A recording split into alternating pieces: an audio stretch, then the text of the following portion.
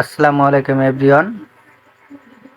Biggest update, megastar Shakib Khan হলিউডে কাজ করবেন এমন একটি গুঞ্জন আগে থেকেই শোনা যাচ্ছিল।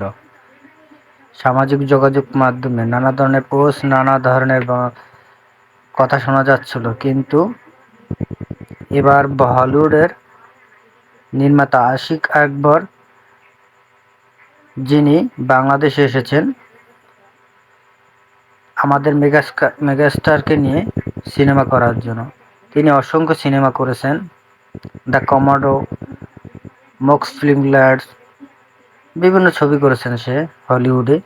এবার আমাদের মেগাস্টারকে নিয়ে তিনি একটি ছবি বানাবেন, যেটি বিশ্বব্যাপী মুক্তি পাবে।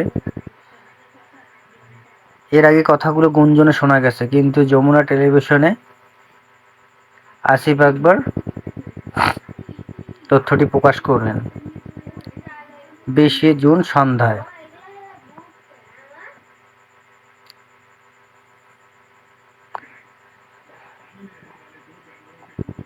আগামী মাসের শুরুর দিকে শাকিব খান আমেরিকা গেলে চূড়ান্ত হবে সবকিছু।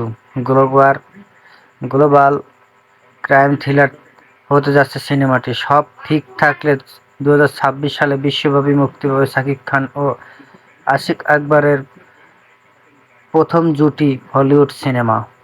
যমুনা নিউজ দিয়ে দিলাম স্ক্রিনে।